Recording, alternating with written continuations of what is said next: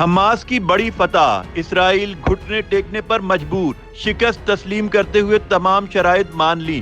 وحشی بھیڑیے اور درندے اسرائیل نے جس فلسطین کو کچلنے کے لیے ظلم کی انتہا کر دی، کوئی ہتھیار ایسا نہیں جو اس نے مظلوم فلسطینیوں کے لیے استعمال نہ کیا ہو، لیکن مظلوموں کی استقامت اور حماس کی بہادری نے اسرائیل کو ناکوں چنے چبوا دیے۔ تاریخ کے ہٹلروں کو پیچھے چھوڑنے والے اسرائیل نے حماس کی جانب سے مسلسل مزاحمت کے سامنے ہار مان لی۔ بین الاقوامی خبر رساں اداروں اور ماہرین کے مطابق اسرائیل نے حماس کو جنگ بندی کا پیغام پہنچایا ہے اور اس بات کی یقین دہانی کروائی ہے کہ وہ جنگ بندی کے لیے حماس کی تمام شرطیں ماننے کو تیار ہے۔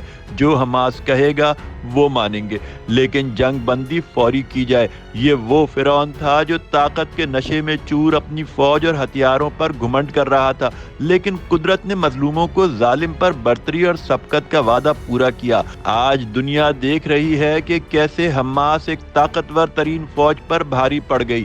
بے شک جن کا ایمان اللہ پر ہو، وہ تعداد میں جتنے بھی کم ہو، کامیابی انہی کا مقدر ہوتی ہے۔